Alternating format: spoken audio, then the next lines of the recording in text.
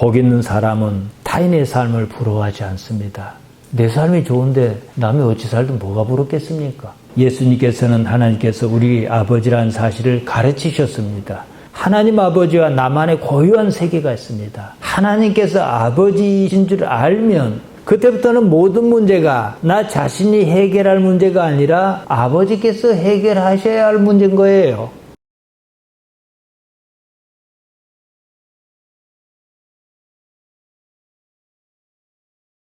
하나님 우리 아버지, 우리와 함께 해 주옵소서. 우리가 읽은 말씀 가운데 하나님께서 역사해 주시기를 원하나이다. 말씀이 성경책에 기록으로 갇혀 있을 것이 아니라 오늘날 우리 가운데 살아있어 역사하는 능력으로 나타나기를 원하옵나이다. 부족한 종이 준비했습니다. 하오나 아버지께서 친히 어떻게 해 주시기를 예수님 이름으로 기도하옵나이다. 아멘. 종교에 잇따르는 현상이 있습니다. 기적입니다. 기적을 하나도 기대하지 않았다면 종교를 가지겠는가 이 말입니다. 대개는 그 때문에 기적을 바라서 종교에 귀의합니다. 내 능력만으로는 세상을 살 수 없을 것 같습니다. 그래서 종교에 발을 내디딥니다. 자기 삶에 기적이 나타나기를 바라는 겁니다. 종교에 들어서면서 나름대로 그런 경험이 있습니다. 이전의 삶과는 다른 믿는 무엇이 있습니다. 기적을 경험합니다. 여기에 문제가 있습니다. 신앙생활을 오래 하면은 오래 할수록 옛날에 겪었던 그런 것이 잘 나타나지 않더라는 겁니다. 물론 내가 기적을 경험하고도 하도 많이 경험하다 보니까 모르는 수가 있어요. 그런 겁니다. 신앙생활을 오래 하면 할수록 어쨌든 기적이 점점 줄어듭니다. 달리 생각하면 기적이 흔하면 기적이라고 하겠습니까? 아무튼 이게 딜레마입니다. 이걸 해결하지 못하면서 신앙의 불꽃이 점점 사그라듭니다. 동력을 잃습니다. 그때부터는 기적을 기대하지 않습니다. 대신 다른 무엇으로 대체하려고 합니다. 한국교회가 여기에 빠졌습니다. 여기서 여러 가지 문제가 발생합니다. 끊임없이 기적을 구하고 그에 따라 일정 부분 기적이 나타나고 그랬더라면 지금처럼 교회가 사회의 거친 돌로 취급받지는 않았을 겁니다. 지금 교회는 과거와 달리 그런 영적인데 별로 관심이 없습니다. 저는 영적이란 표현을 잘 쓰지 않습니다만은 아무튼 기적을 바라는 것도 영적인 일이거든요. 애써 구해봐야 이루어질 것 같지 않습니다. 자기들이 뭉쳐 그 힘으로 어떻게 하겠다는 것이 더 빠르다고 생각한 모양입니다. 말만 영적이지 관심 온통 세속적인 데 있습니다. 옳든 그르든 기적은 신앙의 동력입니다. 그런 걸 추구하다 보면 종교의 본질을 찾기에 이르고 올바른 방향으로 자리를 잡는 게 정상입니다. 미처 자리를 잡기도 전에 객길로 세고 맙니다. 요한복음에는 예수님의 기적이 모두 7차례가 나옵니다. 오늘 본문에 나오는 가나 혼인잔치의 포도주 사건이 첫 번째입니다. 두 번째는 요한복음 4장에 나옵니다. 왕의 신하가 자기 아들이 병에 들어 죽게 생겼는데 예수님께서 고쳐주셨다는 얘기입니다. 세 번째로는 요한복음 5장에 베데스다 목가 사건입니다. 예수님께서 38해를 병상에 누워 지내던 병자를 고쳐주십니다. 네 번째가 오병이어의 기적입니다. 그리고 다섯 번째가 예수님께서 물 위를 걸으시는 기적입니다. 요한복음 6장에 연거푸 나옵니다. 여섯 번째가 요한복음 9장에 나오는 소경으로 태어난 사람을 고쳐주시는 장면입니다. 일곱 번째가 요한복음 11장에 나옵니다. 이미 죽어버린 나사로를 살리시는 기적입니다. 이렇게 7번이에요. 대한기독교 서회라는 데가 있습니다. 기독교 서적을 출판하는 데입니다. 한국 기독교 100주년을 기념해서 주석서를 펴냈습니다. 요한복음을 쓴 이상호는 예수님의 7가지 기적에 대해서 이렇게 얘기했습니다. 예수님께서 맹물을 포도주로 바꾸시는 것은 삶의 질을 바꾸신 것이다. 지혜의 주다 이랬습니다. 흔히들 그렇게 말하지 않습니까? 예수를 만나면 맛없는 삶이 맛있는 삶으로 바뀐다 이렇게 설교합니다. 신하의 아들을 고쳐주신 건 가버나움에서 일어난 일입니다. 그때 예수님께서는 가나에 계셨습니다. 가나에서 가버나움까지 거리는 30km 정도 떨어졌습니다. 이걸 가지고 예수님께서는 공간의 주다 이랬습니다. 38회를 병상에 누워 지내던 사람을 고쳐주셨다는 걸 가지고는 시간의 주라고 했고 5,000명을 먹이신 사건을 양의 주, 물 위를 걸어가신 사건은 자연법칙의 주, 소경으로 태어난 사람을 고치신 것은 운명의 주, 나사로를 살리신 사건은 사망의 주라는 것을 증명했다. 이렇게 얘기했습니다. 그럴듯합니다. 그래서요. 그뿐이에요. 이런 식으로 성경을 이해하는 것이 잘못이라고 말할 수는 없습니다. 하지만 말입니다. 좋게 말하면 언어의 유의고 나쁘게 말하면 말장난입니다. 물론 의미는 있습니다. 7가지 기적 모두가 인간의 한계 상황을 건드렸다는 점입니다. 이것 말고는 이해할 게 없어요. 인간 자신의 한계를 인지할 때 신을 찾습니다. 이 문제는 인간이라면 누구나 어느 정도 알고 있습니다. 어떤 형태로든지 이 삶은 한계가 분명하고 만족을 줄 수 없다는 것 또한 사실입니다. 제가 조금 전 말씀드렸습니다. 우리는 사실 맨날 기적을 경험하고 살아요. 근데 맨날 경험하니까 기적이 아닌 거예요. 그러면 기적이란 것은 지금 살보다 더 나은 경이로운 일을 자꾸 겪어야 하는데 그 끝이 있겠습니까? 종교적 가르침은 보다 현실적이어야 합니다. 이런 유사 해석 내지는 상징적 해석은 현실적으로 도움을 주지 못합니다. 종교는 알 수 없는 영역을 아는 것처럼 건드립니다. 그 때문이었던지 관념투성입니다. 같은 일을 가지고 누구는 믿고 누구는 믿지 않는 일이 있습니다. 믿지 않는 쪽에서 보면 믿지 않는 게 정상이고 믿는 쪽에서 보면 믿는 게 정상이에요. 누가 맞겠습니까? 그만큼 관념투성이기 때문에 그런 거예요. 예수님의 사건에서 어떤 의미를 찾는 것이 지금 나의 현실과 무슨 관계가 있냐는 겁니다. 상징 그 너머의 실제를 찾으려 해야 하고 또 보아야 합니다. 우리가 요한복음을 봅니다. 성경의 내용을 관념적으로 받아들이면 이해 못할 것이 하나도 없습니다. 예수님이시니까 맹물로 포도주를 만드실 수 있지 않겠느냐. 그보다 더한 일도 하실 겁니다. 그런데 그 일이 지금 나와 무슨 상관이냐는 거예요. 갈릴리 가나에 맹물로 포도주를 만들었든지 말든지 지금 당장 내일의 삶의 문제가 해결되는 게 더 중요합니다. 이런 식으로 성경을 보면 그때뿐이에요. 현실화하지 못해서 그런 겁니다. 그것이 지금 당장 나의 현실이 아니라는 게 문제입니다. 엊그제 후배 얘가 저를 잠깐 찾아왔습니다. 하는 말이 지금 여기서 제가 하는 말을 들으면 근심이 싹 사라지는데 집에 가면 도로 근심이 생긴다는 거예요. 이해합니다. 그때 들었던 말을 아직은 미처 소화하지 못해서 체화하지 못해서 몸에 익히지 못해서 그런 겁니다. 여기에는 약간의 과정이 필요합니다. 아무튼요, 삶은 실제예요. 제가 항상 드리는 말씀입니다. 성경의 기록 또한 실제적인 사건을 기록했을 겁니다.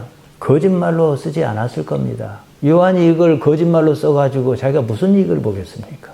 그 사건이 실제적이었던 그 사건이 지금 나의 현실 삶과 직접적으로 관계가 있어야 합니다. 성경의 해석이 멋있으면 뭐 하겠습니까? 성경의 의미가 있으면 뭐 하겠습니까?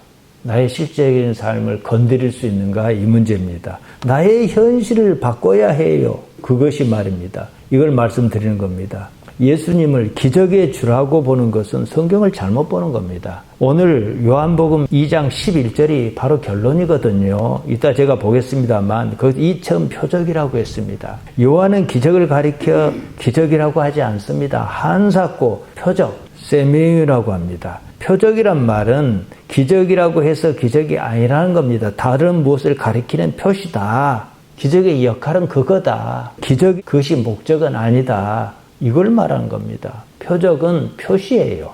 길 가다 보면 교통 표지판이 있지 않습니까? 표지판 자체가 뭐가 중요하겠습니까? 그것이 가리키는 바가 중요한 거지요. 이걸 말한 겁니다. 마태, 마가, 누가 또한 표적, 세명이란 말을 전혀 쓰지 않은 건 아닙니다. 하지만 요한처럼 이렇게 분명하게 구분하지는 않습니다. 기적을 가리켜 능력, 디나미스라고 주로 썼습니다. 물론 표적, 세미이라는 말을 쓸 때도 있어요. 그때는 대개 보면 부정적인 경우였습니다. 참고삼아 말씀드립니다. 마태복음 12장 38절에서 39절에 보면 서기관과 바리새인이 예수님께 표적을 보여달라는 말이 나옵니다. 그들이 좋은 뜻에서 그 말을 했겠습니까? 예수님께서는 요나의 표적을 말씀하신 이때 표적이란 말 세미를 썼어요. 이처럼 불신앙의 요구와 관련해서 부정적인 경우에 세미를 썼습니다.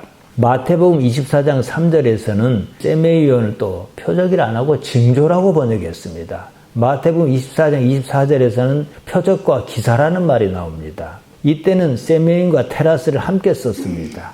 마태복음 24장 30절에서는 징조라고 또 번역해서 이처럼 세메인은 부정적인 상황을 표현하는 데 주로 사용했습니다. 마가는 마가복음 8장 11절에서 12절에 표적이란 말을 그렇게 썼고 마가복음 13장 22절에는 이적과 기사라고 썼습니다. 세메인과 테라스, 마태가 말과 똑같아요. 그런데 마태복음 24장 24절에서는 표적과 기사라고 번역했고 여기서는 이적과 기사라고 번역을 했어요. 번역을 이렇게 하면 참 곤란합니다. 누가복음에는 예수님의 탄생 기사가 나옵니다. 누가복음 2장 12절에 보면요. 너희가 가서 강보에 쌓여 구유에 뉘어있는 아기를 보리니 이것이 너희에게 표적이니라. 이런 말씀이 있어요. 여기서 표적이란 말이 바로 세메이온입니다. 이 경우에는 긍정적으로 썼어요. 이 외에 누가복음 11장 16절에 누가복음 11장 29절에서 30절에는 표적이란 말이 나오기는 하는데 모두가 부정적으로 썼습니다.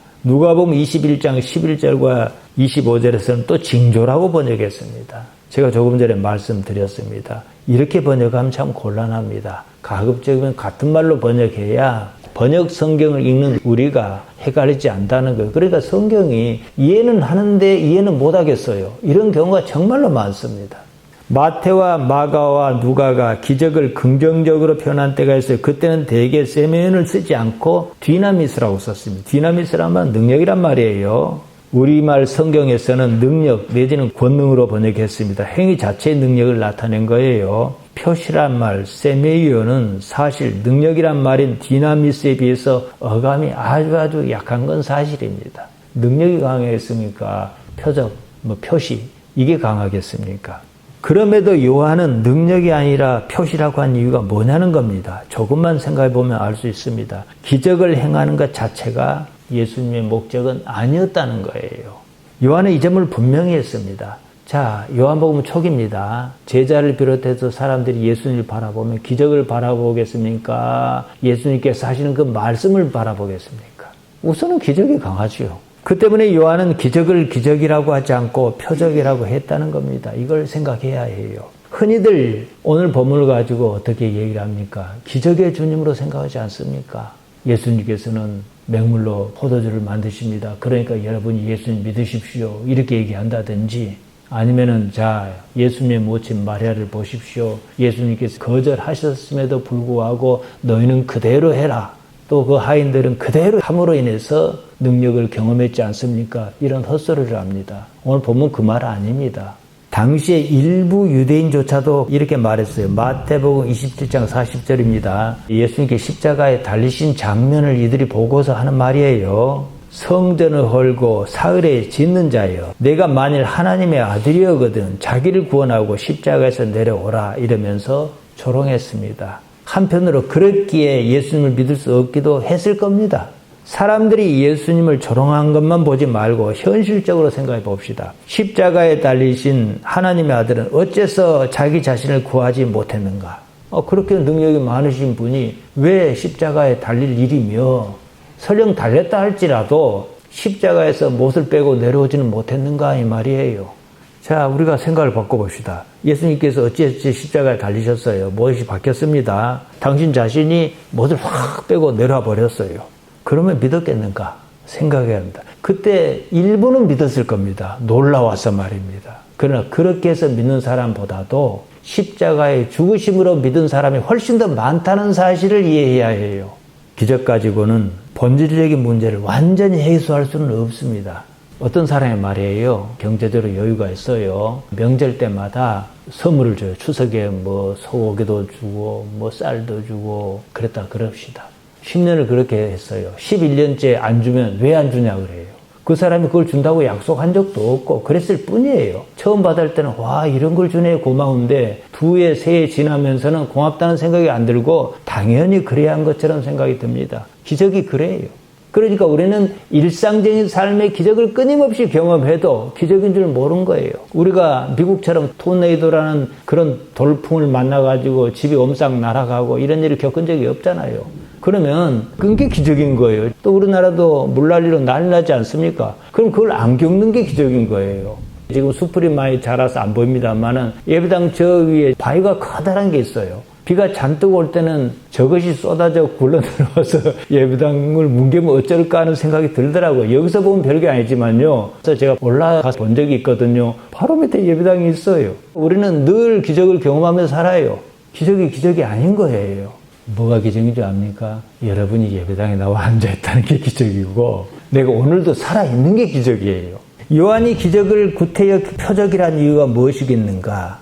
무슨 기적을 일으키는 것 자체가 예수님의 목적은 아니었다는 사실입니다. 처음에는 기적이 예수님을 믿는 단계에서 조금 더 깊이 들도록 할 수는 있습니다. 이게 목적이에요. 11절이 그거예요. 이따 보겠습니다. 예수님은 포도주를 만들고 싶어 하지 않으셨습니다. 그런데도 여차여차해서 그 일을 하셨습니다. 그 일로 제자가 예수님을 믿는 믿음을 조금이라도 더 굳힐 수 있었다 이 말입니다. 이제 제자를 부르셨거든요. 믿음이란 것은요, 점진적으로 완성을 향해 나아가는 거야 해요. 그 과정에 했다 이겁니다. 이런 이치를 깡그리 무시하고 예수님을 믿어 기적을 경험하겠다는 것은 앞뒤가 맞지 않는 말입니다. 우리 신앙에 기적이 없다는 말이 아니에요.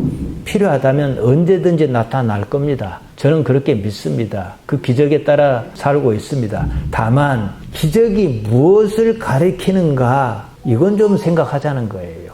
예수님을 믿었을 초기에는 각기 나름대로 능력을 경험합니다. 시간이 지나면서 능력이 차츰 줄어듭니다. 기적이 목적이었다면 신앙생활을 하면 할수록 더 많이, 더 자주 나타나야 합니다. 물론 제가 조금 전에 말씀드린 대로 더 많이, 더 자주 경험해봐야 기적을 기적이라고 여기지 않을 테지만 말이에요. 더 강한 기적을 말한 겁니다. 기적이 목적일 수가 없는 거예요. 그렇다면 목적이 아닌 것을 추구하지 말고 목적을 추구해야 합니다. 예수님께로부터 기적만 바랐다면 잘못 본 거예요. 다른 무엇이어야 합니다. 그렇다면 기적은 왜 행하셨는가?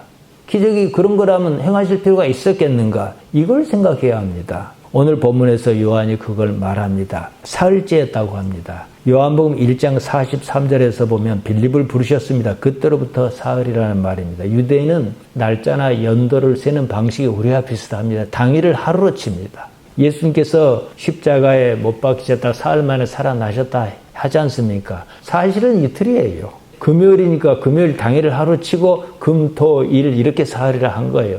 갈릴리 가나에 혼인잔치가 있었습니다. 예수님과 제자가 잔치에 초청을 받았습니다. 3절에서 예수님의 어머니가 잔치에 깊이 개입하는 걸로 봐서 아마 어머니 형제의 집이 아닌가 합니다. 예수님의 어머니가 혼인잔치 집에 머물러 있었다고 합니다. 1절에서 계시고 이렇게 번역한 말이 애인입니다. 원형이 에임인데요. 이 말은 영어에서 비동사에 해당합니다. 에는 에이미가 미완료 시제로 쓰였습니다. 과거 어느 시점부터 있었는데 지금도 있는 상태가 계속 이어지고 있다 이런 뜻이에요. 우리가 과거에 그랬듯이 혼인잔치는 보통 일이 아니었습니다. 유대인은 우리 생각 이상으로 그게 컸어요. 가까운 친척이 오래 머무르면서 도와줘야 합니다. 예수님의 어머니가 아마 그랬을 겁니다. 그래서 그게 아마 예수님의 이모집이었을 것이라고 추정을 합니다. 잔치집에 포도주가 떨어졌습니다. 그쪽에서 잔치가 있으면 포도주는 아주 중요한 음식이었습니다. 미리서 충분히 준비했을 겁니다. 포도주가 동났습니다. 큰일 났습니다. 하객이 밀려오고 당장 어디서 급히 구할 수도 없습니다. 상황이 긴박하고 난감했습니다. 예수님의 어머니가 예수님께 포도주가 떨어졌다 그랬습니다. 어찌 해보라 이 말입니다. 예수님의 능력을 알고 있었다는 얘기입니다. 상황이 이렇다면 뭐라도 해야 하지 않겠는가 이런 생각이었을 겁니다. 어머니로서는 당연히 그럴 수 있는 겁니다. 지금 이 잔치집이 사달이 날 판이란 말이에요. 요한복음 사실 처음부터 시작하지 않고 중간 단계부터 시작합니다. 그래서 그랬던지 요한복음에는 예수님의 부친인 요셉의 이름이 나오지 않습니다. 아마 사망한 것으로 추정합니다. 어머니 마리아에게 예수님은 큰아들이었습니다. 남편이 없는 여자의 큰아들은 남편 맞잡입니다. 믿고 의지할 만한 존재입니다. 더구나 예수님은 좀 특별한 분 아닙니까? 그러니 더 그랬겠지요. 충분히 기대할 만했고 그럴 수 있는 일이었습니다. 예수님의 반응이 의외였습니다. 4절이에요. 예수께서 이르시되 여자여 나와 무슨 상관이 있나이까 내 때가 아직 이르지 아니하였나이다. 어머니의 부탁을 거절한 겁니다. 상관이 없다는 거예요. 자기하고는요. 여기서 여자여 이 말은 귀나이. 일반적으로 여자를 부를 때 하는 호격입니다. 부르는 명칭이에요. 근데 왜 어머니는 메테리인데 귀나이 이랬겠냐는 겁니다. 뭐 이런 것은 인간이 보편적으로 가지는 어떤 관습입니다. 예수님께서는 포도주가 떨어졌다며 어찌해보라는 말에 여자여 이러셨습니다. 거리감을 두었단 말입니다. 정색한 거예요. 보통 이런 상황에서 말투가 바뀌지 않습니까? 뭐라고 다툴 수 있는 상황은 아니란 말이에요. 그러면은 정색을 하고 의외로 높여서 정중하게 말합니다. 이런 분위기예요. 이 말이 상황에 따라 뭐 기분 나쁘게 들릴 수도 있어요. 내가 시도 때도 없이 부탁한 것도 아니고 모처럼 부탁했고 지금 이런 상황에서는 그 부탁 하나 못 들어주냐 이럴 수 있어요. 어머니는 그러지 않습니다. 거리감을 수용합니다. 5절이 이걸 말합니다. 조금 이따 보겠습니다. 포도주가 떨어진 일이 당신 자신과 상관없는 일이라고 했습니다. 내 때가 아직 이르지 않았다는 말로 변명하셨습니다. 이 말 한마디에 나사렛 요셉의 아들이 자신을 어떻게 인식하고 있는가 그게 제대로 드러납니다. 모친 마리아나 제자는 그걸 모르겠지요.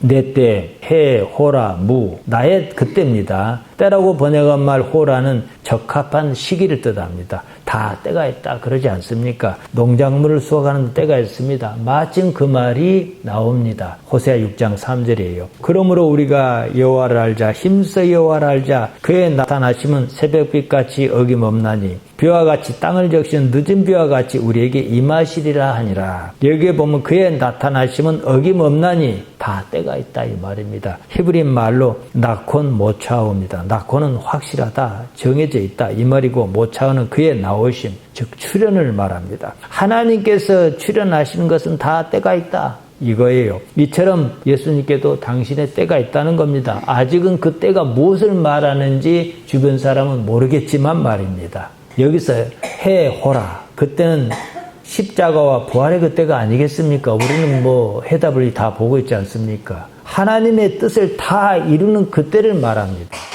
요한은 이걸 놓치지 않습니다. 19장 30절에서 십자가에서 예수님이 마지막 하신 말씀 다 이루었다 그 말을 꼭 기입해 놓았습니다. 이걸 염두에 둔 거지요. 하나님의 때는 모든 인간의 기대를 초월하는 방식으로 나타난다는 사실을 우리가 인정해야 합니다. 4절에서 예수님께서는 내 때가 따로 있다는 식으로 말씀하셨습니다. 목적이 따로 있다는 겁니다. 포도주를 만드는 것이 당신의 목적이 아니다 이 말씀이에요. 사람의 관심이 어디에 가 있습니까? 기적에 가 있어요. 우리가 뭐 처음부터 뭐 영원한 세계를 생각하고 예수님을 따르겠습니까? 당장 내 문제 해결하자고 해서 교회 나오고 그런 거예요. 문제는 말입니다. 예수님의 목적은 사실 따로 있는데 눈앞에 있는 그것에만 목적을 두면은 사람들이 실제로 알아야 할 영원한 세상에 대해서는 생각도 안 하고 관심도 안 갖는다는 말이에요. 이걸 적절히 조절하실 필요가 있다는 거죠. 고대 그리스에서 술은 신성을 의미했습니다. 술은 포도주였어요.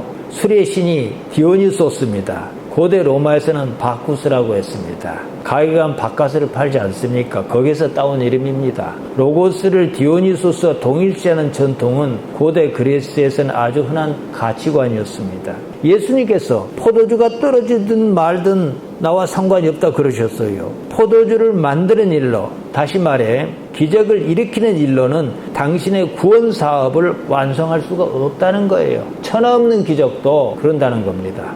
기적이 구원 사업으로 끌어들이는 맛보기일 수는 있으나 그 자체는 구원과 아무런 관련이 없습니다. 우리가 이 세상을 살면서 자기를 믿지 못하겠으니까 예수님을 믿겠다고 했습니다. 자기 삶에 기적이 나타나기를 바랬습니다. 기적을 경험해도요 그때뿐입니다. 잠시는 만족하겠지만 그리 오래가지 않습니다. 영원하지도 않습니다. 그것이 구원으로 직접 이어지지는 않는다는 겁니다. 하나님의 생각을, 하나님의 로고스를 이해하고 받아들여야 하는 문제입니다. 예수님께서 이런 걸 모르셨을 리가 없습니다. 예수님께서는 어머니의 요청을 거절하셨습니다. 그런데도 어머니는 하인에게 예수님께서 무슨 말씀을 하시든지 그대로 하라는 거예요. 5절입니다. 이 부분은 이해하기가 힘듭니다. 중간에 어떤 내용이 빠졌지 싶습니다. 한이라고 번역한 말 디아코노스입니다. 둘로스가 노예를 가리키는 반면 디아코노스는 협조자 정도의 의미를 지닙니다. 주인의 명령을 수행하는 사람으로서 청직이란 뜻도 있습니다. 잔치집인 만큼 돕는 손이 많이 필요했을 겁니다. 그 사람을 가리켜요. 그대로 하라. 포이에사테입니다. 너희는 행하라 이 말이거든요. 잔치에 시중 드는 사람으로서 의무를 말합니다. 설사 그것이 사리에 맞지 않고 이상하게 들릴지라도 그대로 해라는 거예요. 시키는 대로 하라는 거예요. 이 구절은 이해하기 어렵습니다. 희한한 것은요.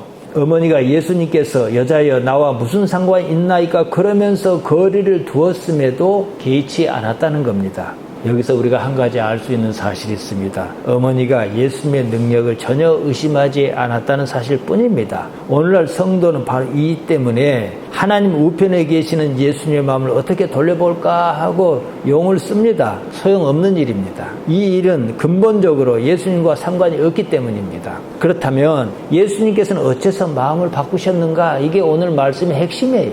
결국은 어머니의 청을 들어주신 것이고 그러실 줄 알고 그런 요청을 했다고 이해할 수밖에 없습니다. 이 역시 11절 결론 부분에 나옵니다. 잔치집에는 유대인의 정결 예식에 따라 물 항아리가 있었습니다. 유대인의 식사 전후 또는 외출하다가 돌아왔을 때 손을 씻는 풍습이 있었습니다. 돌 항아리는 그런 용도였습니다. 예수님께서 항아리에다 물을 가득 채우라고 하셨어요. 시중 든 사람이 예수님께서 말씀하신 대로 항아리에 물을 가득 채웠습니다. 그랬더니 이제는 그 물을 떠서 연회장에 갖다 주라고 하시는 거예요. 그렇게 했습니다. 연회장은 아르키트리클리노스인데요. 연회를 총 책임지는 사람입니다. 상차림과 음식을 주관합니다. 요리를 준비하고 포도주를 미리 맛보는 일은 연회장이 먼저 해야 하는 일이었습니다. 서로 포도주가 들어왔으면 당연히 연회장이 맛을 보고 이걸 내놓을 것인지 말 것인지를 결정하는 거예요. 연회장이 맛을 봤단 말입니다. 앞서 준비했던 포도주보다 새로 가져온 포도주가 훨씬 맛있는 거예요. 이렇게 말합니다. 10절이에요. 사람마다 먼저 좋은 포도주를 내고 취한 후에 사람 취하고 나면 좋은 건지 안 좋은 건지 모르니까 나중에 안 좋은 걸 좀 내놓고 이럴 텐데 그대는 지금 좋은 포도주를 어디다 뒀다가 이제 내놨는 거 이러는 거예요. 얼마나 그 포도주가 좋았으면 그랬겠습니까? 요한은 이번 사건의 결론을 이렇게 마무리합니다. 11절에요. 예수께서 이 첫 표적을 갈릴리 가나에서 행하여 그의 영광을 나타내심에 제자들이 그를 믿으니라. 자, 여기서 핵심은요. 제자들이 그를 믿으니라 이 말이에요. 이 말 하려고 앞에 그렇게 언급했던 겁니다.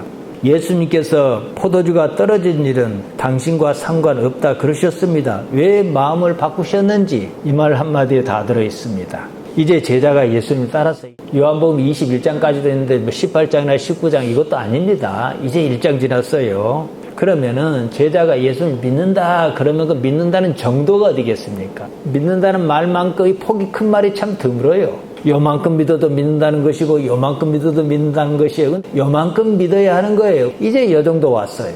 그런데 포도주 사건으로 조금 더 온 거예요. 이걸 지금 얘기하는 겁니다. 포도주가 모자란 일은요, 기왕지사 벌어진 일입니다. 여기서 기적을 일으키신들, 기적 그 자체가 당신께서 이루시려는 하나님 뜻과는 아무런 상관이 없는 일입니다. 여기서 포도주로 만드는 기적을 가지고 두 가지 문제를 해결해요. 어머니 요청이 그랬던 저랬던 일단 들어줌으로 잔치판이 이상하게 돌아가지 않도록 하는 그것이 하나 있고, 제자들이 믿음이 요 정도였는데 요 정도까지 끌어올릴 수 있는 그런 기회였다. 이 말씀입니다. 우리가 예수님을 믿는다고 용을 써서 어떤 일을 이루는 경험을 하면 그 믿음이 좋아지겠습니까? 안 좋아지겠습니까? 자, 우리는 이미 그런 수준을 지났습니다. 좋아졌다가 좀 빠꾸 했다가 다시 좋아졌다가 빠꾸 했다가 이럴 수는 없는 거예요. 몇 번 경험하고 나서 어쩝니까? 이런 거 다 필요 없다. 바로 이로 가야지요. 기왕 일이 이런 마당에 이번 일 가지고 제자가 당신을 믿는 그 믿음이 보다 견고하게 하자. 이런 무엇이 있었던 거예요. 이 첫 표적, 아르켄톤 세메이온입니다. 옛날에 우리가 쓰던 성에 이 처음 표적이라고 했습니다. 제가 그래서 말씀 제목을 이 처음 표적이라고 했습니다. 이 말을 굳이 이 첫 표적이라고 바꿀 이유는 또 무엇인지 모르겠습니다. 표적이란 말 세메이온입니다. 무슨 표시를 가리킵니다. 도로 표지 같은 거예요. 세메이온은요, 그 자체로는 아무런 의미가 없습니다. 그것이 무엇을 가리키는가, 이게 중요합니다. 예수님께서 수십 아니 수백 번의 기적을 일으키신다 한들 그것이 영원의 세상과는 아무런 관련이 없습니다. 그 기적은 우리가 죽으면 쓸데없는 일이에요. 기적은 맛보기로서 가치가 있을 뿐입니다. 지금 제자는 그 맛을 조금 본 겁니다. 맹물로 포도주를 만드신 걸 가지고 그의 영광을 나타내심에 제자들이 그를 믿으니라 이러지 않았습니까? 우리가 하나님을 어떻게 이해했든지 간에 하나님 말고 영원한 것이 또 있습니까? 없어요. 물론 우리는 지금 살아있으니까 열심히 살아야 할 겁니다. 남한테 유익을 끼치면 좋고 자식도 건사해야 하고 비록 나이가 들었을지라도 자식을 위해서 기도해야 하고 그러나 그 자체가 궁극적인 목적은 아니에요. 삶의 과정에 그래야 하는 것뿐이에요. 그러나 삶이라는 과정을 통해서 우리가 무엇을 얻습니까? 하나님을 얻지 않습니까? 영혼의 주인이십니다. 예수님께서 그것을 보이셨습니다. 당신께는 하나님 아버지가 이 삶의 최고 가치였습니다. 누가복음에는 어렸을 때 예수님 얘기가 나와요. 예수님이 12살 때였습니다. 부모와 함께 유월절 절기를 지키려고 예루살렘에 올라갑니다. 예루살렘에 올라가면 엄청나게 사람이 붐빕니다. 마을 사람이 한꺼번에 막 가고 그래요. 그러니까 누가 왔는지 누가 빠졌는지 저만 가다 알고 이런 상황이에요. 부모가 절기를 지키고 돌아가는 길에 뒤늦게 어린 예수님을 잃어버렸다는 걸 알았어요. 친척과 함께 있겠거니 했는데 찾아보니까 없는 겁니다. 하루 길을 간 후에 친족과 아는 사람 중에서 찾았으나 찾지 못했다고 합니다. 그러면 어떻게 합니까? 찾으면서 온 길을 되돌아 올라갈 게 아니겠습니까? 사흘 후에 성전에서 만났습니다. 어린 예수님이 선생들과 어울려 듣기도 하고 묻기도 하고 이러고 있어요. 물론 이제 그 어머니는 여러 가지를 겪었기 때문에 어느 정도 수용할 수 있었을 겁니다만은 그 광경이 돼도 놀라기 이전에 안도하는 게 우선이었겠지요. 어머니가 이렇게 말합니다. 아이야 어찌하여 우리에게 이렇게 하였느냐. 보라 내 아버지와 내가 근심하여 너를 찾았노라. 그러자 아이가 이렇게 대답하는 겁니다. 누가복음 2장 49절이에요. 어찌하여 나를 찾으셨나이까. 내가 내 아버지 집에 있어야 될 줄을 알지 못하셨나이까. 이러시는 거예요. 12살짜리 어린 예수님이 어떻게 하나님을 아버지로 인식하고 계셨는지 우리로서는 알 도리가 없습니다. 좌우지간 특이했어요. 하지만 말입니다. 나사렛 그분에게 하나님은 무엇이었는가 이것을 분명히 말해줍니다. 우리 신앙에서 최고 가치는요 하나님입니다. 우리는 오만 일을 겪으면서 주여 이러고 기도원을 쫓아다니고 뭘 구하고 좌절하고 또 일어나고 또 이러면서 결국 얻는 게 뭡니까? 하나님이에요. 그렇다 그러면 거꾸로 생각해 봅시다. 내가 하나님 아버지만 얻었다면 이런 일은 그다지 필요가 없다라고 말하기는 그렇지만 그다지 의미는 없어요. 결국은 하나님 아버지를 얻게 하기 위해서 그런 일이 있었을 뿐입니다. 기적의 위치가 딱 이겁니다. 예수님께서는 하나님께서 우리 아버지라는 사실을 가르치셨습니다. 하나님께서 아버지이신 줄 알면 우리가 이 세상을 사는데 아무런 문제가 없습니다. 무엇을 구하기 전에 하나님 아버지를 찾는 것이 우선입니다. 그때부터는 모든 문제가 나 자신이 해결할 문제가 아니라 아버지께서 해결하셔야 할 문제인 거예요. 신앙이란 자신이 가진 그 신앙의 가치에 충분히 익숙해야 합니다. 우리는 예수님께 익숙해야 합니다. 예수님을 믿는다는 말이 이겁니다. 여기서 다소 통증은 있을 수 있습니다. 왜냐? 기존의 관념을 바꿔야 하기 때문입니다. 나를 버려야 하는 것은 그것 때문입니다. 착각하지 말아야 합니다. 나를 버리지 않을 방법은 없어요. 우리는 인생을 살면서 끊임없이 자기를 내려놓으면서 삽니다. 체면도 무너지고 뭣도 무너지고 이래 가면서 어떤 단계에 올라와 있지 않습니까? 그러니까 그런 것을 너무 아파할 필요는 없다 이 말씀입니다. 그러다가 죽음이 닥칩니다. 그때는요 최종적으로 다 내려놔야 합니다. 평생 살면서 하나도 내려놓은 것이 없는 사람이라 할지라도 다 내려놔야 해요. 그때 무엇이 남겠는가 이 정도는 생각하고 살아야 합니다. 여기서 한 걸음 더 나아가면 삶이 비로소 풍요로워집니다. 이걸 보겠다 이런 거예요. 어떤 일의 전문가를 뭐랍니까? 장인이라 하지 않습니까? 장인은 자기 분야의 감각을 충분히 익힌 사람입니다. 감각을 익히면 자기 마음대로 해도 법칙에 어긋나지 않습니다. 신앙은 삶에 대해서 장인처럼 그런 정신이 있어야 합니다. 이것이 있는가? 이게 정점이에요. 도 같아야 한다 이 말이에요. 자기 나름대로. 삶의 도 같아야 하는 거예요. 자기 마음대로 해도 법칙에 어긋나지 않을 만큼 기독신앙이로서 삶이 자유로운가 생각해야 합니다. 요한복음 8장 32절의 그 말씀이에요. 사실을 알면 그 사실이 너희를 자유케 하리라. 예수님께서 그러시지 않았습니까? 삶의 사실이 뭔가 아는 거예요. 거기에 따라 삽니다. 그러면 하나님과 하나를 이룹니다. 이게 우리 기독신앙입니다. 복이라고 한다면 그제서야 복을 논할 수가 있는 거예요. 복이 뭔지도 모르는데 어떻게 복을 논하겠습니까? 복 있는 사람은 타인의 삶을 부러워하지 않습니다.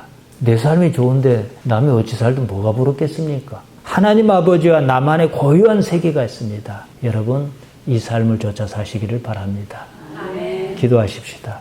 하나님 우리 아버지, 연약한 우리가 어찌 하나님 아버지를 안다는 말입니까? 예수님으로 말미암아 아버지신 줄 알았습니다. 우리를 영혼으로 인도하여 주시는데 우리가 그 길을 따라갈 수 있도록 우리를 지켜 주옵소서. 이 세상을 살면서 사소한 여러 가지 문제에 부딪힙니다. 그때마다 거기에 걸려 넘어질 것이 아니라 아버지로 인해서 우뚝 설 수 있도록 우리를 살펴 지켜 주옵소서. 예수님 이름으로 기도하옵나이다. 아멘.